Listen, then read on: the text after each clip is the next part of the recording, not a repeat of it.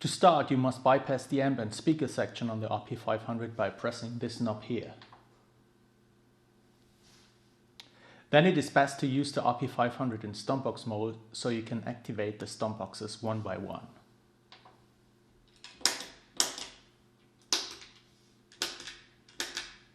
For this part of this video, I try to imitate this live situation, this rehearsal room situation, using the RP500, a Randall amp and a Randall speaker cabinet, which you will see in a second.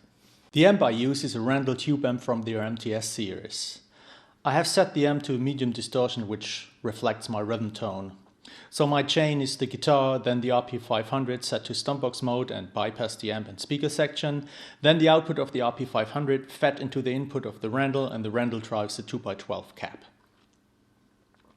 The 2x12 cap I'm using is a Randall again, and it's mic'd with the AKG D5. The signal the D5 is hearing is the sound you hear on this video. In a live situation, very likely you will play a real amp with a couple of Stompboxes living in front of this amp. These Stompboxes are responsible to change sound, to enhance the sound, or to add some effects. With the RP500 living in front of an amp, you will replace all these Stompboxes. You will have a wah pedal, a whammy pedal, distortion boxes, compressors and effects all in one box that saves you cables, troubles with power supplies and so forth. So my chain is the guitar, then the RP500 set to Stompbox mode and bypass the amp and speaker section. Then the output of the RP500 fed into the input of the Randall, and the Randall drives the 2x12 Randall cap. As a distortion device, I use a tube screamer model called Screamer. You can find this like this. You push these cursor buttons down here until you reach the level distortion.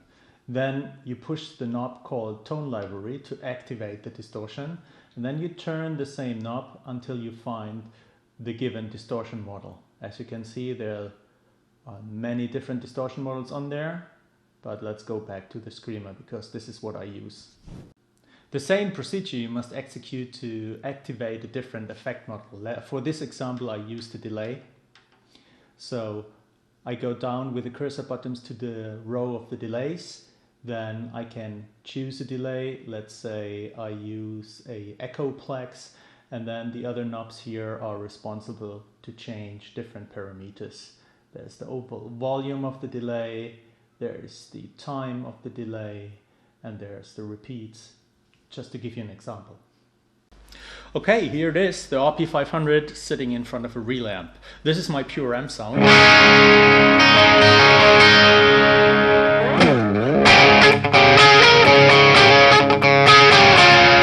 This is the amp sound of the Randall using the Tube Screamer, as I stated before. The difference without the Tube Screamer and with it. Now I engage a flanger.